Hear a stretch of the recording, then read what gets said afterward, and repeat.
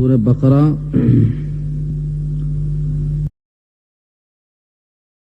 اور دوسرے بارے کا 14واں رکو چلا ہے. ان آیتوں میں احکامات ہیں اور اللہ کے احکامات اس لیے ہیں کہ بندہ ان پر عمل کر کے اللہ کو راضی کرنے والا بن جائے. ہم میں سے جو بھی ان آیتوں کو سنے سمجھے اس ارادے کے ساتھ سنے اور سمجھے تو اس پر خود بھی عمل کریں گے اگر حالات آئے اور دوسروں کو ترغیب بھی دیں گے. اور اس کے اندر اگر کوئی حکمت سمجھ میں آئے تو سبحان اللہ, سمجھ میں نہ آئے تو یقین کریں گے یہ کلام حکیم کا ہے, حکمت سے خالی نہیں ہو سکتا. اس تصور کے ساتھ ہم سنیں گے اور پڑھیں گے. اوپر کی آیت میں تذکرہ تھا مرضعہ عورتوں کا جو دودھ پلانے والی ہیں, چاہے وہ اپنے بچے کو پلائیں یا بحیثیت انا کے کرائے پر دوسرے بچوں کو پلائیں. دودھ پلانے کی مدت, اس کے احکامات, اس کی اجرت, ان تمام چیزوں کا تذکرہ اوپر کی آیت میں آ چکا ہے. اب اسی سے متصلہ میں دوسرا مرحلہ ہے, اگر تم میں سے کوئی وفات کر جائے یعنی باپ کا انتقال ہو جائے تو اس کی زوجہ کے لیے کیا حکم ہے. دنیا میں جتنے بھی لوگ مرتے جیتے ہیں کسی کے لیے 100 کا تذکرہ نہیں رکھا اللہ نے, لیکن اگر شوہر مر جائے تو بیوی کے لیے 4 مہینہ 10 دن رکھا ہے. والذین یتوفون منکم, اور جو لوگ وفات پا جائیں تم میں سے, یتوفون وفات دیے جائیں, منکم تم میں سے, ویذرون ازواجا اور چھوڑ جائیں بیویاں, ایک سے زائد کا تصور ہے اس لیے ازواجن آیا, یا پھر یتوفون یذرون دونوں جمع کا صیغہ ہے اس واسطے ازواجن آیا, بیویاں چھوڑ جائیں. یتربصن تو وہ انتظار کریں, بانفسہن اپنی ذات کو روک کر, 4 اشہر 4 مہینے و10 اور 10 دن, 4 مہینے 10 دن تک ان کو اپنے آپ کو روکنا ہے, دوسرا نکاح نہیں کر سکتی. 4 مہینہ 10 دن اس کی عدت ہے, اس کو عدت وفات کہتے ہیں.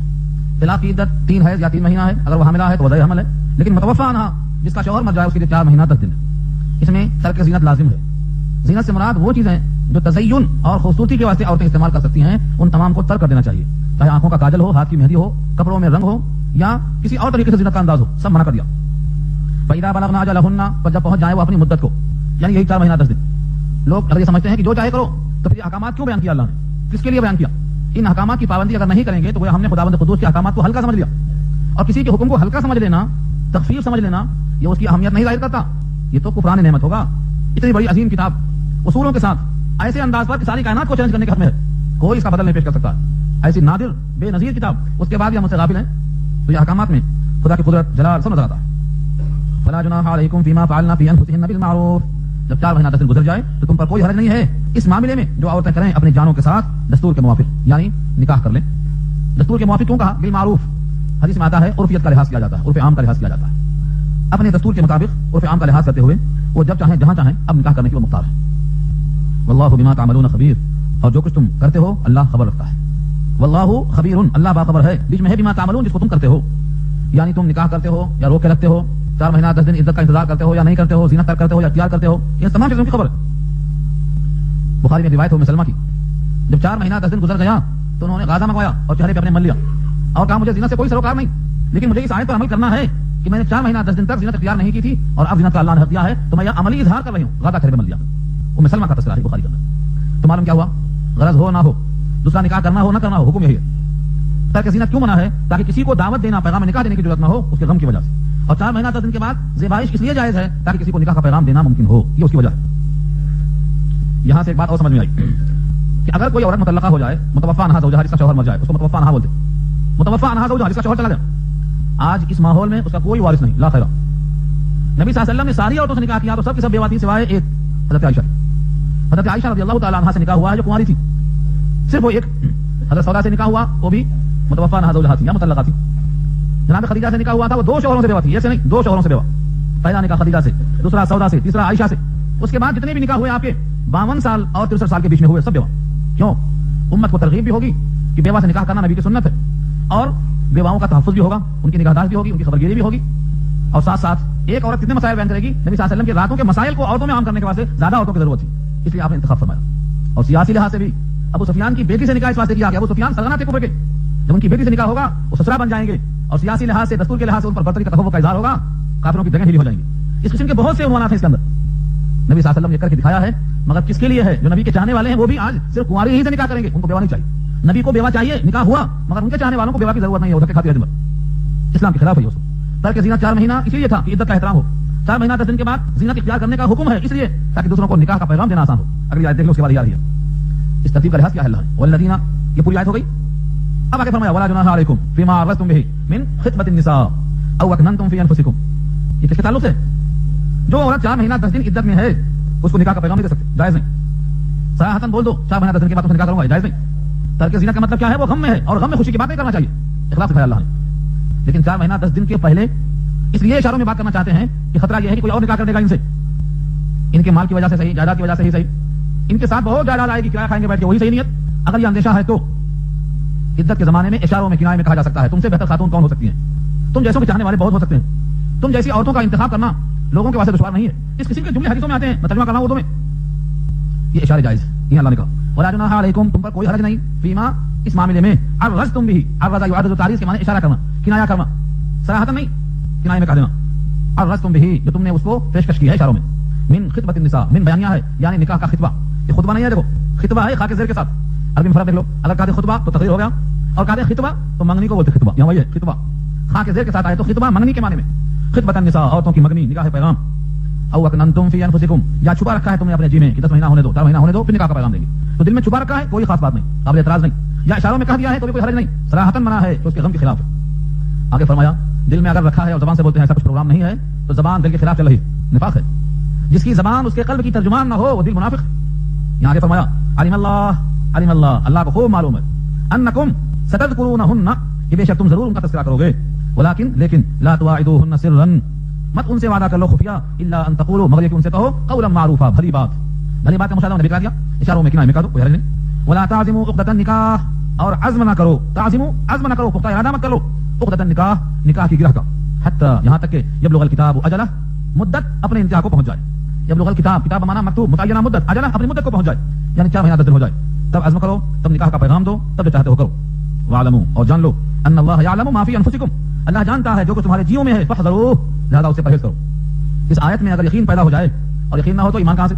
ईमान तो नाम है यकीन का, लिहाजा यकीन होना चाहिए। हमारे दिल में जो ख्यालात आते हैं अल्लाह उसको जानते हैं, लिहाजा फरमाया फहज़रूह, वालमू अन्नल्लाह गफूरुन हलीम, और जान लो कि अल्लाह ताला मग़फ़िरत वाला, हिल्म वाला है। हलीम के माने हिल्म, तहम्मुल, बुर्दबारी, यानी अगर दिल में निकाह का जज्बा है और ज़बान से ज़ाहिर नहीं कर रहे हैं तो ये मत समझो कि अल्लाह को खबर नहीं है, अल्लाह इसको जानता है, फिर भी वो मग़फ़िरत करने को तैयार है, और तुम्हारे इस अमल पर मुआख़ज़ा नहीं करता है, क्योंकि वो हलीम और तहम्मुल वाला है। अब यहाँ से एक नया मसला हुआ, ये तो मुतवफ़्फ़ा है ज़ौजा का। आगे बाद दफा ऐसा होता कि निकाह हो जाती, और निकाह करने के बाद मुलाकात से पहले तलाक हो जाती, किसी वजह से हो जाती, माशरे में आज भी हो रही, निकाह हुआ और निकाह के बाद तलाक हो गई, दोनों की मुलाकात से पहले, खलवत सहिया से पहले। इन तमाम शक्लों में 2 सूरतें पैदा होती हैं।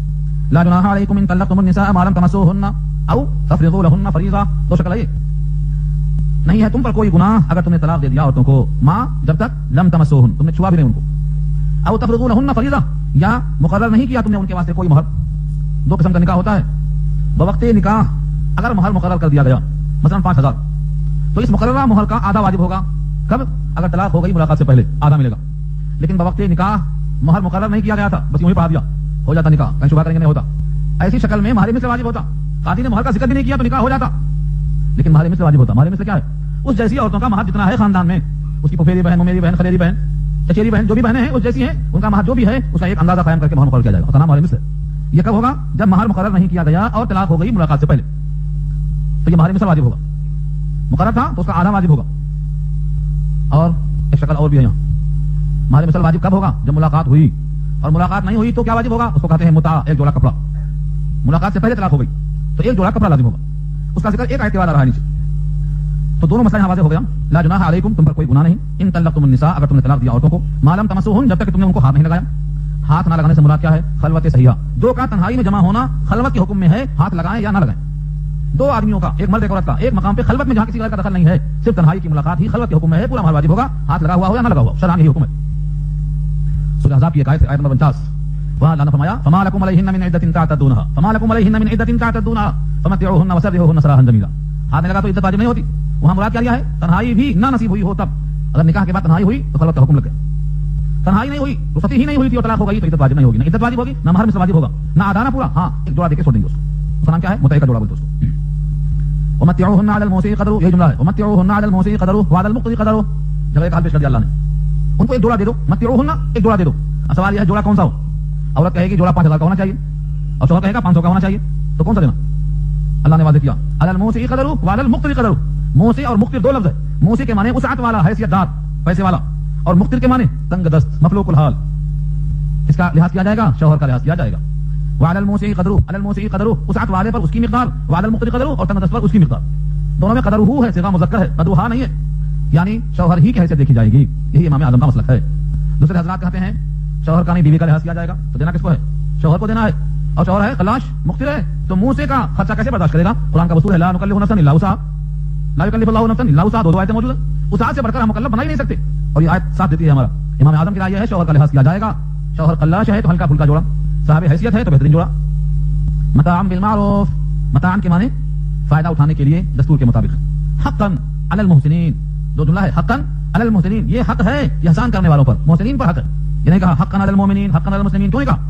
हक दो किस्म का होता है, एक होता है क़ज़ान, एक होता है अखलाकन। ये क़ज़ान वाजिब नहीं है, अखलाकन वाजिब है। इसलिए हर मुस्लिम पर, हर मोमिन पर वाजिब नहीं है, बल्कि एहसान करने का जज्बा हो तो वाजिब है। मुस्लिम पर वाजिब रखा अल्लाह ने इसको। इसी वास्ते इमाम में इख्तिलाफ है कि जोड़ा देना वाजिब है कि मुस्ताहब है। अल्लाह ने अगर इसको वाजिब कहा है तो लफ्ज़ हक्कन से अख़ज़ किया, वाजिब है अलल मुहसिनीन, खुश मामला होने वालों पर, जो अच्छा सलूक करने वाले उन पर वाजिब है, अलल मुहसिनीन। लेकिन सवाल यह है जब अलहदगी हो रही है, जुदाईगी हो रही है, फिराक हो रहा है, तो कौन बनेगा एहसान करने वाला? झगड़ा हो जाए तो कोई अच्छी बात नहीं, हाँ एहसान हो जाए तो अजीब बात है। कहाँ होता मोहल्ले में, पूरे मुआशरे में झगड़ा हो जाएगा मगर एहसान नहीं होगा। लेकिन अल्लाह ने फरमाया है जब किसी से फिराक हो, जुदाईगी हो, चाहे कारोबार हो या निकाह का अक़्द हो, फिराक के मौके पर वहजुरहुम हजरन जमीला, खुशदली के साथ जुदा करो, झगड़े के साथ नहीं। तुम में सबसे बेहतर इंसान वो है जो अदायगी में बेहतर हो, अहसनुकुम क़ज़ाअन, अदायगी में सबसे बेहतर, चाहे वो बकाया पैसा हो, मामला का खत्म करना हो या निकाह में महर का देना हो, जो बेहतर अदा करेगा तुम में सबसे बेहतर हो। तो लफ्ज़ मुहसिन के माने एहसान तक पहुंचने वाला। इससे पहले आपके माने बताई थी एहसान किसको बोलते? अल्लाह की बंदगी ऐसा करो गोया तुम अल्लाह को देख रहे हो। ऐसा नहीं तो कम से कम ये सोचो कि तुमको अल्लाह देख रहा है। इस मकाम पर रहने वाले को मोहसिन कहते हैं, फिरमा मोहसिन है। ऐसे लोगों पर वाजिब है अदा करना, क्योंकि अल्लाह उनको देख रहा है और हर बंदे को ऐसा ही होना चाहिए। वइन तल्लक़्तुमूहुन्ना मिन क़ब्लि अन तमस्सूहुन्न वक़द फ़रज़्तुम लहुन्ना फ़रीज़ा फ़निस्फ़ु मा फ़रज़्तुम इल्ला अन याअफ़ूना अव याअफ़ू अल्लज़ी बियदिही उक़दतुन निकाह व अन तअफ़ू अक़रबु लित्तक़वा व ला तंसवुल फ़ज़्ल बैनकुम इन्नल्लाहा बिमा तअमलूना बसीर। एक जुमले को अदा किया अल्लाह ने, क्यों? ताकि बंदों को अमल करना आसान हो, मुश्किल ना हो। उम्मीद है कि बंदे इस पर अमल करेंगे। वही मसला मैंने अर्ज़ किया अभी, अगर तुमने उनको तलाक दे दिया, उनको छूने से पहले, मिन क़ब्लि अन तमस्सूहुन्न, उनको छूने से, टच करने से पहले, वक़द फ़रज़्तुम लहुन्ना फ़रीज़ा, और तहक़ीक़ तुमने उनके वास्ते मुक़र्रर कर लिया था एक मुक़र्रर महर, फ़निस्फ़ु मा फ़रज़्तुम, तो आधा है। निस्फ़ के माने फ़निस्फ़ु मा फ़रज़्तुम, जो तुमने मुतय्यन किया है महर उसका आधा आधा है, यानी आधा देना पड़ेगा, आधा साबित हो जाएगा। इल्ला मगर अन याअफ़ूना, औरतें माफ कर दें अपना हिस्सा, अव याअफ़ू अल्लज़ी बियदिही उक़दतुन निकाह, या वो माफ कर दे जिसके हाथ में स्टीयरिंग है निकाह की। कौन है वो? शौहर। इतना जुमला तवील किया अल्लाह ने, बियदिही उक़दतुन निकाह, इतना लंबा जवाब, जिसके हाथ में है निकाह की स्टीयरिंग। उक़दा माने गिरा, निकाह माने निकाह, निकाह की गिरा, बियदिही जिसके हाथ में है, चाहे तो निकाह को खोल दे, चाहे तो निकाह को बाकी रखे। तो ये कौन है? शौहर है। यहाँ पर अल्लाह ने शौहर के मनसब को जिक्र किया ताकि दिल बड़ा होकर के अपना हिस्सा बढ़ा कर दे दे। जायज दोनों है, औरत चाहे तो अपना बकिया आधा माफ कर दे और शौहर चाहे तो अपना हिस्सा जो आधा देना था पूरा दे दे। हद तो जायज, कम करना जायज है। लेकिन अल्लाह ने औरत की सिफत बयान नहीं की, यहाँ मर्द की सिफत बयान की ताकि मर्द को बड़ाई का दर्जा हासिल हो और बड़ाई का इजहार करे, यानी बजाय आधा करने की पूरा दे दे। इसलिए आगे दो बात कही, व अन तअफ़ू अक़रबु लित्तक़वा, व अन तअफ़ू अक़रबु लित्तक़वा, तक़वा मांगते हो ना, तक़वा चाहते हो ना, तक़वा से अक़रब है ये तुम्हारा माफ कर देना, करीब नहीं अक़रब। अगर तुम माफ करके आधा पूरा माफ दे देते हो तो तुम्हारा ये अमल क्या है? तक़वा से करीब नहीं अक़रब है, तक़वे के करीब तर है। और उसके बाद तक़वा भी मतलूब है, तक़वे से कुर्बत भी चाहिए, तो ये अमल की वजाहत कर दिया। और एक बात याद दिलाया, बाहम दोनों किस कदर करीब हो गए थे कि दुनिया के साथी आखिरत के साथी बनने को तैयार थे, क्योंकि अगर मोमिन निकाह में बाकी रह गए मौत तक तो जन्नत में भी जोड़ा बना रहेगा। इतना तवील रिफाकत का फैसला कर चुके थे। ये बाहम एक दूसरे पर फजल करना मत भूलो, वला तंसउल फज़्ल बैनकुम, फजल करना यानी एक दूसरे के साथ उसने सलूक करना, एहसान करना, ला तंसउल फज़्ल मत भूलो। ये दो छोटे बयान की, इन्नल्लाह बिमा तअमलूना बसीर, बेशक अल्लाह जो कुछ तुम करते हो देखता है। तो तलाक के मसाइल हो गए, रज़ाअत के मसाइल हो गए, जिसका शौहर मर गया उसके मसाइल हो गए, पूरी कौम मसाइल में उलझ गई और सारे मसाइल में उलझे हुए हैं और अज़ा हो गई असर की। तो क्या करेंगे अब? फरमाया कि ये तमाम के तमाम हासिल करने के वास्ते झंझटों में पड़ के खुदा को फरामोश कर बैठते हैं लोग, खास तौर से ऐसे मौके पर। अगली आयत में उसी का इशारा कर दिया, हाफिज़ू अला सलावात व सलातिल वुस्ता व क़ूमू लिल्लाहि क़ानितीन। तक़वा चाहिए, तक़वे के करीब ये भी अमल है और तक़वे के करीब नमाज का भी अमल है। तक़वा चाहते हो तो नमाज की पाबंदी कर लो, वरना होता क्या है, निकाह के मौके पर, तलाक के मौके पर, इन उलझनों के हल करने के मौके पर पूरी पार्टी बैठी रह जाती है, नमाज खत्म जमात खत्म। शादी में भी ऐसे होता, निकाह से पहले की नमाज गायब, निकाह के बाद की नमाज गायब, वलीमे के बाद की नमाज गायब, वलीमा खाने वालों की फर्ज गायब, सब गायब कर देते। तो ये इस बात याद दिलाया जा रहा है कि तक़वे की बात चल रही है, मुहर का माफ करना तक़वे से करीब तर है। यही एक अमल नहीं है, असल अमल यह है कि नमाजों की मुहाफ़िज़त करो, हाफिज़ो मुहाफ़िज़त करो, पाबंदी करो। किसको बोलते मुहाफ़िज़त? ज़ाया न होने पाए, क़ज़ा न होने पाए, छूटने न पाए, फासिद न होने पाए, किसी की वजह से वक्त बेवक्त न होने पाए, हाफिज़ो मुहाफ़िज़त करो। नबी सल्लल्लाहु अलैहि वसल्लम को जितना गुस्सा आता था नमाज छुड़वाने वाले पर, उतना गुस्सा किसी पर नहीं आता था। आपको मालूम है ग़ज़वा अहज़ाब के मौके पर 3 नमाजें क़ज़ा हो गई, असर मगरिब के बाद इशा का वक्त करीब हो चुका था। आए तो जुमला क्या फरमाया, अल्लाह ताला इनकी कब्रों को आग से भर दे। मेरी नमाज असर छुड़ा दिया इन लोगों ने, मेरी नमाज असर छुड़ा दिया इन लोगों ने, यानी एक महबूब को अपने मुहिब से जुदा कर दिया इन लोगों ने। नमाज अल्लाह का दीदार है, नमाज मोमिन की मेराज है, अल्लाह के सामने हाजिर करो क्या इन लोगों ने, अल्लाह की कब्रों को आग से भर दे। इतना सब जुमला आपने कभी नहीं फरमाया। इस जुमले के बाद जनाब उमर से पूछा, तुमने नमाज पढ़ ली? कहा अभी असर की नमाज नहीं पढ़ी। پھر آپ نے نماز اثر پہلے پڑھا، حالانکہ مغرب کا وقت جا رہا تھا، پہلے اثر پڑھا، اس کے بعد مغرب پڑھا، پھر عشاء کی نماز ہوئی. فقہا نے کہا کہ اس معلومات ترتیب واجب ہے، ورنہ مغرب کا وقت ختم ہو رہا تھا، مغرب پہلے پڑھ لیتے، لیکن نہیں، چھوٹی ہوئی نماز پہلے، پھر اس کے بعد موجودہ، پھر آخر آنے والی نماز. اور یہاں سے بھی معلوم ہوا کسی کا نام محافظت ہے کہ نماز چھوٹ جائے تو آدمی ملا جائے، فکر مند ہو جائے.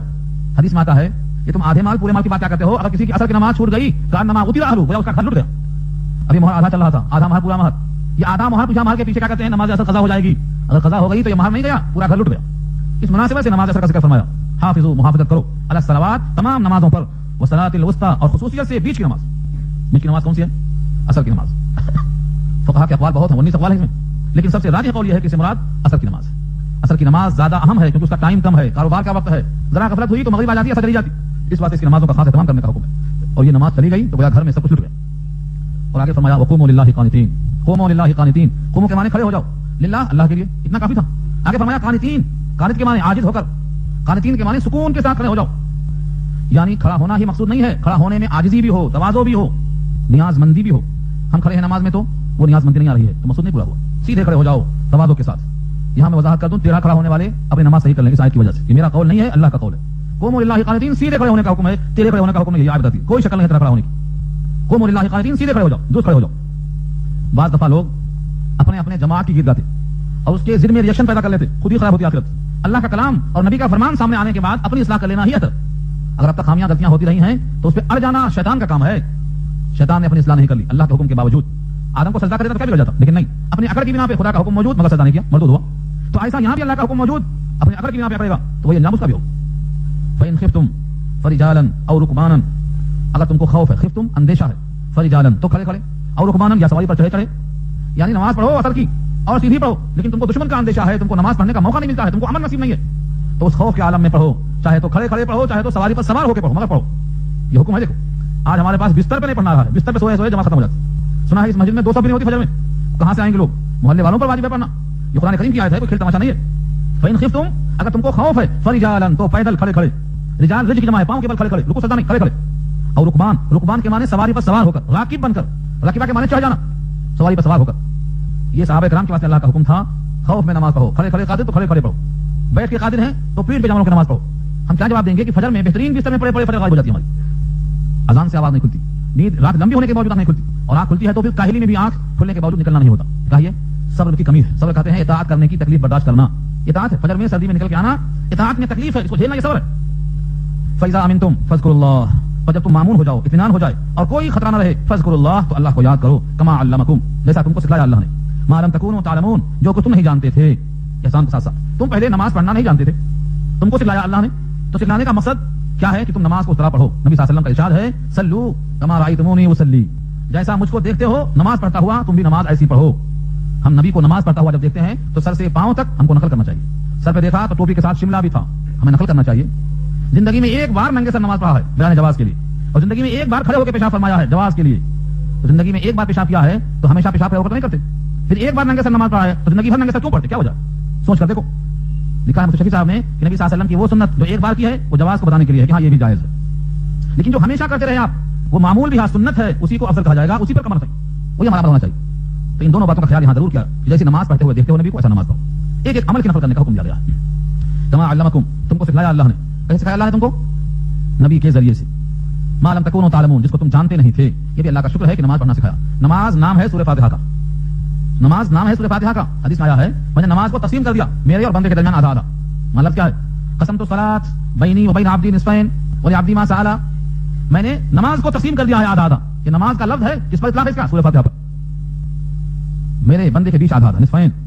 فإذا قال العبد، جب بندہ کہتا ہے الحمدللہ رب العالمین، تو اللہ فرماتے ہیں حمدنی عبدی، میرے بندے نے میری تعریف بیان کی. فإذا قال العبد اثنى علی عبدی، فإذا قال العبد الرحمن الرحیم، قال اللہ عز وجل اثنى علی عبدی، میرے بندے نے میری ثنا بیان کر دی. اور جب بندہ کہتا ہے مالک یوم الدین، اللہ فرماتے ہیں مجدنی عبدی، میرے بندے نے میری بزرگی بیان کر دی. اور جب بندہ کہتا ہے ایاک نعبد و ایاک نستعین، تو اللہ فرماتے ہیں ھذا بینی و بین عبدی نصفین، یہ ہے بارڈر. اس سے پہلے میرے واسطے تھا، اس کے بعد بندے کے واسطے ہے. ولی عبدی ما سأل، جو بندہ مانگ لیا تو اس کو نماز کہا ہے. یہاں وہی مراد ہے جیسا اللہ نے حکم دیا ہے ویسا ہی پڑھنا ہے، صحیح خلاف نہیں کرنا ہے. یہ درمیان میں کیوں لایا گیا کہ مسائل میں الجھ کے لوگ نماز چھوڑ دیتے. سب سے پہلے جو چھوڑتے ہو کیا چیز چھوڑتے؟ نماز، اور کچھ نہیں چھوڑتا، نماز چھوڑ جاتی. تو نماز کا ذکر کر دیا اور پھر اس کے بعد وہی مسئلہ پھر لوٹ کے آیا جو چل رہا تھا، اس مسئلے کو ختم نہیں کیا، ابھی درمیان میں آیا. تو کیا بولتے جملہ معترضہ، جسے ہم بیان کرتے ہیں، بیان کرتے کرتے سامنے کو بچانا رہا، ہم نے کہا بیٹھ جاؤ. یہ کیا ہے؟ یہ ذرا بیٹھ جاؤ، بیان کا جو نہیں ہے، لیکن درمیان میں خلل کو روکنے کی خاطر بیٹھ جاؤ کا حکم دیا. تو نماز کا ذکر یہ بیچ میں ایسا ہی آیا, آگے وہی مسئلہ ہے والذین یتوفون منکم ویذرون ازواجا, وہی مطلب آیا. تو مسائل کے درمیان مسائل چلتے ہوئے بیچ میں کیا ہے, نماز کا حصہ آیا کہ کسی بنا پر کسی مسئلے میں الجھ کر نماز مت چھوڑو. اور جو لوگ تم میں سے وفات پا جاتے ہیں, یتوفون منکم, وفات پا جاتے ہیں, ویذرون ازواجا, اور چھوڑ جائیں بیویوں کو, وصیتاً, وصیت ہے, لازواجہم, ان کے شوہروں کے لیے. کیا وصیت ہے؟ متاعا الی الحول, وصیتاً لازواجہم, وصیت ہے ان تمام کے واسطے 1 سال تک غیر اخراج, گھر سے نکالنے بغیر. یہ آیت اپنے عمل کے لحاظ سے منسوخ ہے. عمل پر کیا حکم تھا پہلے؟ اگر تم میں سے کسی کی وفات ہو جائے اور بیویوں کو چھوڑ جائیں تو بیوی 4 مہینہ 10 دن کے بعد فارغ ہو جاتی تھی, پہلے یہ آیت ہے. اس کے بعد یہ آیت نازل ہوئی, ابھی سنیں آپ, 4 مہینہ 10 دن والی آیت نے اس آیت کو منسوخ کر دیا. تب تک تھا قید کرنا, وصیت کر کے مرے وہ اپنی بیویوں کے واسطے کہ 1 سال تک ان کا خرچہ برچہ, ان کے گھر میں رہائش, نان اور نقہ سب لازم ہے. وصیتاً لازواجہم, وصیت ہے ان کے شوہروں کے واسطے, یعنی ان کے ورثہ کے واسطے. متاعا الی الحول, 1 سال تک, متاع کے معنی سامان جس سے وہ گزارا کر سکے, الی الحول 1 سال تک غیر اخراج, نکالے بغیر. فإن خرجنا, بس اگر وہ عورتیں خود نکل جائیں, فلا جناح علیکم, تم پر کوئی حرج نہیں, فیما فعلنا فی انفسہن من معروف, اس معاملے میں جو وہ کر گزرے اپنے ذات کے بارے میں دستور کے مطابق. واللہ عزیز حکیم, اللہ حکمت والا اور غالب والا ہے, غالب حکمت والا اللہ ہے. تو یہ آیت میں کیا کہا, 1 سال تک, اور ابھی آیت گزرے تو اس میں کیا ہے, 4 مہینہ 10 دن تک. 4 مہینہ 10 دن تک حکم بعد میں آیا, اور 1 سال تک گھروں میں رکھنے کا حکم پہلے کا ہے. آج فقہا میں سے کوئی بھی اس پر عمل نہیں کرتا, اور سب کے نزدیک اس آیت کا حکم منسوخ ہے سابقہ والی آیت سے. وَلِلْمُطَلَّقَاتِ مَتَاعٌ بِالْمَعْرُوفِ, اور مطلقہ عورتوں کے لیے متاع ہے. یہ متاع کے معنی کیا ہے, بار بار آئے گا اور پھر آ چکا ہے. متاع کے معنی سامان, مراد ہے وہ ضرورت کا سامان جس سے عارضی نفع اٹھایا جا سکتا ہو, اس کو متاع کہتے ہیں. تو مطلقہ عورتوں کے لیے ایک جوڑا ہے, بالمعروف, دستور کے مطابق, حقاً علی المتقین, یہ حق ہے متقیوں پر. تقویٰ باقی نہیں رہتا. ایک مثال دے کے بات ختم کروں گا میں. گزشتہ ہفتے میں بات آئی تھی, سرسری ہوئی تھی. متقیوں پر حق ہے دستور کے مطابق, متقیوں پر حق ہے حقوق ادا کر دینا. اگر حقوق ادا نہیں کیا تو یہ متقی باقی نہیں بچتا. متقی کب رہے گا, جب خدا سے ڈرتا ہوا ہو, اور ڈرنے والا وہ ہے جو خدا کے حکم کے مطابق دوسروں کا حق ادا کرتا ہو. وآتوا حقہ یوم حصادہ, ہر ایک حق دے دیا کرو, کل ذی حق حقہ, حق والے کا حق دے دو. اگر نہیں دیا تو یہ کیا ہے, حق کو مارنے والا. یہ حقیقت میں متقی بن ہی نہیں سکتا. نبی صلی اللہ علیہ وسلم نے ایک مجمع میں یوں فرمایا کہ جس کو مجھ سے کچھ لینا دینا باقی ہے یہیں چکا لے, تاکہ آخرت میں حساب کتاب کی فکر نہ رہے. ایک صاحب نے کہا کہ آپ نے مجھے مارا تھا, 1 چھڑی مارا تھا, میں آج بدلا لوں گا. کہا آ جاؤ میدان میں. سارا جہان دیکھ رہا ہے کہ ایک آدمی نبی کو مومن ہو کر مارنے کو تیار ہے انتقام کے جذبے سے. اس نے کہا کہ میں نے آپ کو چھڑی مارنے سے پہلے میں چاہتا ہوں کہ کپڑا جسم سے اتر جائے, کیونکہ جب میں نے مار کھایا تھا تو بغیر کپڑے کے تھا, کپڑا بھی اتروا دیا. جیسے کپڑا اترا دوڑ کے چمٹ گیا, کہا جہنم حرام ہو گئی, بچ گیا میں جہنم سے. تو ہمیں یہ رخ نظر آتا ہے, دوڑ کے چمٹ گیا, جہنم حرام ہو گئی, نبی سے محبت کا اظہار کر دیا, یہ رخ سمجھ میں آتا ہے. دوسرا رخ ہے نبی کا عمل, کہ انتقام یہیں لے لو تاکہ وہاں بچ جائیں. یہ رخ نظر نہیں آتا ہمیں. کسی کو انتقام لینا ہے تو یہاں لے لو تاکہ وہاں ہم بچ جائیں, مصطفیٰ ہو کر, محبوب ہو کر, معصوم ہو کر, مغفور ہو کر. یہ دونوں رخ میں دیکھنا پڑے گا. مسلم کی روایت جو سنا چکا ہوں اس سے پہلے, اس امت کا سب سے غریب ترین مفلس آدمی کون ہوگا؟ فرمایا جس کے پاس سونا چاندی نہ ہو, مال دولت نہ ہو, بینک بیلنس نہ ہو, وہ مفلس ہے. فرمایا نہیں, میری امت کا مفلس وہ ہے کہ قیامت کے دن پہاڑوں کے برابر نیکیاں لے کے آئے گا, بہت نیکیاں, تہجد کی, تلاوت کی, بہت زیادہ عبادات لے کر آئے گا, لیکن کسی کا حق مارا تھا, بیوی کا نفقہ باقی تھا, بیوی کا سکنا باقی تھا, 2 بیویاں تھیں, ایک کے ساتھ رہتا تھا, ایک کو معلقہ چھوڑ دیا تھا. سعودیہ میں رہ کر ایک بیوی کو خرچہ دیتے, دوسرے کو معلق چھوڑ دیتے. میرے پاس ایسے لوگوں کے نام موجود, پتے موجود, تہجد پڑھنے والے ہیں, رات بھر جگنے والے ہیں, ہماری بیوی کہاں غائب, کیا کرے گی بیوی ہو؟ اللہ کے سامنے لائن میں کھڑی ہو جائے گی, میرا حق باقی ہے ابھی ادا کرو. حدیث میں آتا ہے اس کی نیکیاں بانٹتے جائیں گے اللہ تعالیٰ, کیونکہ وہاں روپیہ نہیں چلے گا, ریال نہیں چلے گا, ڈالر نہیں چلے گا, یہی ثواب چلے گا سکہ کی شکل میں. اس کے سارے اعمال کو دیتے جائیں گے, سارے اعمال جو لے کے آیا تھا پہاڑ کے برابر سب ختم, ابھی لائن باقی ہے. کیا کریں گے اب لوگوں کے گناہ لیتے جائیں گے, اس کے سر پہ ڈالتے جائیں گے, لیتے جائیں گے, ڈالتے جائیں گے, یہاں تک کہ گناہوں کا انبار سر پہ جمع ہو گیا, نیکی ایک بھی نہیں ہے. اب اس کو بچانے والا کوئی نہیں ہے. میری امت کا مفلس یہ ہے, جہنم میں جا رہا ہے, دائمی خسارہ, خسارہ دنیا والآخرہ. اس لیے متقی اسی کو کہیں گے جو لوگوں کے حقوق ضائع کرنے سے بچتا ہو. اگر صرف داڑھی رکھ لیا, بہترین جبہ پہن لیا, بہترین عبادت میں لگ گیا, لیکن لوگوں کے حقوق کی کوئی پرواہ نہیں کرتا ہے, تو لوگوں کی نگاہ میں متقی بن سکتا ہے وہ, لیکن اللہ کی نگاہ میں متقی نہیں بن سکتا. میں نے ایک روایت سنائی تھی, پھر سنا دوں. جب بھی میں پڑھتا ہوں روایت تو طبیعت لرز جاتی ہے. 2 مقدمہ والے آئے نبی صلی اللہ علیہ وسلم کے پاس, کہا یہ زمین میری ہے, اس نے کہا یہ میری ہے. قاعدے کے حساب سے آپ نے کہا جس کی زمین ہے, جو دعویٰ کرتا ہے, دلیل پیش کر دو, گواہ ہے, ثبوت ہے, شہادت لاؤ. کہا میرے پاس کچھ بھی نہیں ہے, میری ہے. دوسرے سے کہا ٹھیک ہے, ان کے پاس ثبوت نہیں ہے, اب تم قسم کھا لو, تمہاری ہو جاتی. اس نے کہا ٹھیک ہے, وہ قسم کھانے کو آگے بڑھا. آپ نے کہا ایک بات سن لو, اگر تم نے قسم کھا لیا, اصول کے اعتبار سے تمہاری زمین ہو جائے گی, چاہے اس کی ہو چاہے تمہاری ہو جائے گی, لیکن حقیقت میں اگر وہ تمہاری نہیں ہے تو میں تم کو جہنم کا ٹکڑا دے رہا ہوں. نبی کا فیصلہ ہے, میں تم کو جہنم کا ٹکڑا دے رہا ہوں, چاہے تو رکھ لو اور چاہے تو جہنم کو چھوڑ دو, تمہاری مرضی ہے. معرف القرآن جلد اول ہی میں واقعہ لکھا ہوا ہے, بخاری کے حوالے سے. یہ سنایا جب فیصلہ تو وہ صحابی رک گئے, کہا مجھے نہیں چاہیے زمین. انہوں نے قسم کھایا, اور نہ جنہوں نے دعویٰ کیا انہوں نے لیا, انہوں نے بھی نہیں لیا, دونوں نے چھوڑ دیا. کہا ایسی زمین سے دستبردار ہماری ہو تب بھی نہیں لیں گے, اور نہیں ہے تب بھی نہیں لیں گے, جس سے جہنم کا خطرہ ہو. چھوڑ دیا دونوں نے. پھر بعض واقعات ملتے ہیں کہ آپ نے ان دونوں کے درمیان زمین کو تقسیم کر کے آدھا تحفہ دے دیا. یہ ہے فیصلہ. تو متقی کس کو کہیں گے؟ کہ دوسروں کا حق مارنے سے بچے. عبادات بدنی بھی اس میں معاون ہیں, لیکن لوگ بدنی عبادت خوب کرتے ہیں, ماری عبادت میں گڑبڑ کر دیتے ہیں. چمڑی جائے دمڑی نہ جائے, اصول ہے. تو جب تک ہم معاملات میں درست نہیں ہوں گے تقویٰ نہیں آ سکتا. اس لیے اللہ فرماتے ہیں حقاً علی المتقین, متقیوں پر حق ہے, ورنہ آرام سے کہا جاتا حقاً علی المسلمین, جو مسلمان ہے سب پر حق ہے, جو مومن ہے سب پر حق ہے. فرمایا نہیں, حقاً علی المتقین, جو تقویٰ رکھتا ہے اس پر یہ حق لازم ہے کہ حق ادا کر دے. وہ اگر کوئی شخص تقوی کا دعویٰ کرتا ہے لیکن مال میں گڑبڑ رکھتا ہے, حساب کتاب برابر نہیں کرتا, تو کیا حکم ہے؟ لکھا ہے اصول تجارت کے اندر, جو مال ناجائز ہے اس سے تیار شدہ جسم اس کا حقدار جہنم ہے نہ کہ جنت ہے. ظاہر یہ ہے کہ وہ جہنم میں تھوڑا بن جائے گا کہ ایک بوٹی سے جہنم میں جائے اور باقی جسم سے جنت میں جائے, تو ممکن نہیں. اسی واسطے ابو بکر عمر رضی اللہ تعالی عنہما نے کبھی بھی مشکوک غذا استعمال نہیں کی. ایک بار آئی تو قے کر کے اس کو نکالا. کیوں آئی تھی, کیسے آئی تھی, وہ طویل بات ہے. مشکوک صرف آئی تو صحابہ کرام ہمیشہ اس سے بچتے تھے. آج ہمارے پاس سب سے بڑا المیہ یہ ہے کہ معاملات میں ہم بگڑ چکے ہیں. تقویٰ حاصل کرنا ہے تو حلال غذا ہونا لازم ہے, حرام غذا تقویٰ نہیں آ سکتا. 3 چیزیں میں عرض کیا تھا, ایک صدق مقال اور ایک عقل حلال. حلال غذا ہو اور زبان سچی ہو, ان دونوں کے بغیر متقی آدمی نہیں بن سکتا. تقویٰ حاصل کرنا ہے, ان باتوں کا اہتمام کرنا چاہیے. آگے فرمایا کذالک یبین اللہ, اسی طرح اللہ بیان کرتا ہے لکم, تم سے آیات ہی اپنی آیتیں, لعلکم تعقلون, تاکہ تم عقل کا استعمال کرو, تعقل کرو, سوچو اس کے اندر کہ حقاً علی المتقین کیوں فرمایا, مسلم نے کہا, اور اپنے احکامات جو واضح کیا اللہ نے, ان احکامات کے اندر کیا قدرت ہے, کیا جلال ہے. جو بندہ ان باتوں پر عمل کرے گا اس کا اپنا فائدہ ہوگا, اور جو گریز کرے گا اس کا اپنا گھاٹا ہوگا, کسی حال میں بچ نہیں سکتا. اور ایک بات عرض کرتا ہوں, رکوع تو مکمل ہو گیا ہے اور اللہ رکوع بہت طویل ہے, اور اس میں واقعہ بھی دوسرے قسم کا الگ آ رہا ہے جو مسائل سے بالکل الگ الگ ہے. مومن کے لیے متقی ہونا مطلوب ہے. نبی صلی اللہ علیہ وسلم نے تقویٰ اللہ سے مانگا ہے, اور یوں فرمایا کہ جیسے میرا باطن ہے اس سے بہتر میرا ظاہر کر دو, اور ظاہر کو بہترین نیک اور صالح بنا دو. اللہم اجعل سریرتی خیرا من علانیتی واجعل علانیتی صالحا, اے اللہ باہر سے اندر بہتر بنا دو اور باہر کو نیک اور طاہر بنا دو. یہ دعا کا مطلب یہ ہے اندر اور باہر دونوں صفائی ضروری ہے. چنانچہ دعا اور نبی صلی اللہ علیہ وسلم کی, اللہم طاہر قلبی من النفاق, اللہم طاہر قلبی من النفاق وعملی من الرياء ولسانی من الكذب وعینی من الخیانہ فإنک تعلم خائنۃ الاعین وما تخفی الصدور. یہ دعا کس قدر جامع ہے. اے اللہ میرے قلب کو نفاق سے پاک کر دے. یہ دعا کس کے لیے ہے؟ وہ تو معصوم تھے, مغفور و مشکور تھے, یہ صرف امت کی تعلیم کے لیے ہے. تمہارا معصوم نبی یہ دعا کرتا ہے, تمہیں کرنا چاہیے. اللہم طاہر قلبی من النفاق, اے اللہ میرے دل کو نفاق سے پاک کر دے. وعینی من الخیانہ, اور آنکھوں کو خیانت سے, کیونکہ آنکھیں خیانت کرتی ہیں, کنکیوں سے دیکھنا, چور آنکھوں سے دیکھنا, یہ کیا ہے؟ خیانت ہے آنکھوں کی طرف سے. خائنۃ الاعین, آنکھوں کی خیانت. وما تخفی الصدور, جو دل چھپاتا ہے راز. وعملی من الخیانہ, اللہ تعالیٰ نے جتنی چیزیں اہم تھیں سمیٹ دیا ان دعاؤں کے اندر. اللہم طاہر قلبی من النفاق وعملی من الرياء, اور میرے عمل کو بچا لے ریاکاری سے. ریاکاری کیا ہے؟ جو عمل ہم کرتے ہیں اس سے لوگ تو خوش ہو جائیں, اللہ خوش نہ ہو, یہ ریاکاری ہے. کتنے عمل ایسے ہیں, یہ صحابی نماز پڑھ رہے تھے, نماز کی حالت میں صاحب کھٹکا مار کے پہنچ گئے. دل میں ایک احساس پیدا ہوا کہ اس نے مجھے بحالت نماز دیکھا, بڑا متاثر ہوا ہوگا میرے سے کہ تو نماز پڑھ رہا ہے, جب بھی میں نماز پڑھ رہا ہے. اس احساس کے بارے میں فکر مند ہوئے اور جا کر پہنچ گئے نبی صلی اللہ علیہ وسلم کے پاس. کہا یہ نفاق تو نہیں ہے کہیں عمل کا, ریا تو نہیں ہے؟ جب بھی میں نماز پڑھا مصلی پر کوئی آیا تو اس کے آنے سے مجھے خوشی ہوئی کہ اس نے مجھے بحالت نماز دیکھا, اس کے دل میں میری وقار بڑھ گئی ہوگی. اس کے بارے میں کیا خیال ہے؟ صحابہ نے پوچھا نبی صلی اللہ علیہ وسلم سے. صحابہ کے سوالات اور نبی کے جوابات, مستقل کتاب ہے, اس میں لکھا ہوا ہے یہ مسئلہ بخاری کے حوالے سے. فرمایا کہ یہ مومن کے واسطے زائد ہے, جو اللہ اس پر دیں گے انعام وہ تو الگ ہے, یہ مومن کے پاس دنیا میں زائد ہے, نقد ہے. اگر پہلے سے پروگرام بنایا ہوا ایسا تب تو ریاکاری میں آتا ہے, اور پہلے سے ایسا کوئی خیال نہیں تھا لیکن لوگوں کی نگاہ میں آ گیا تو یہ زوایت میں سے ہے, اس پر کوئی ریاکاری کا الزام نہیں ہے. تو بولنے کا مطلب یہ ہے کہ صحابہ اتنا فکر مند ہوتے تھے, اور آج ہمارے پاس تصنع, بناوٹ, دکھاوا, ریاکاری ہر جگہ بھری پڑی ہے. اور ریاکاری کا عمل ایسا ہے جس سے نبی نے اللہ کی پناہ مانگی ہے. عملی من الرياء ولسانی من الكذب, اور زبان کو جھوٹ سے بچا لے. وعینی من الخیانہ, اور آنکھوں کو خیانت سے بچا لے. فإنک تعلم خائنۃ الاعین, کیونکہ تو جانتا ہے آنکھیں جو خیانت کرتی ہیں اور دل جو چھپاتا ہے, سب جانتا ہے. تو تقویٰ حاصل کرنا, تعقل کرنا, اللہ کی آیتوں میں غور و فکر کرنا اور خداوندی احکامات کی پوری تعمیل کرنا, یہ تقوی کا تقاضا ہے. اس کے بغیر تقویٰ حاصل نہیں ہوتا ہے.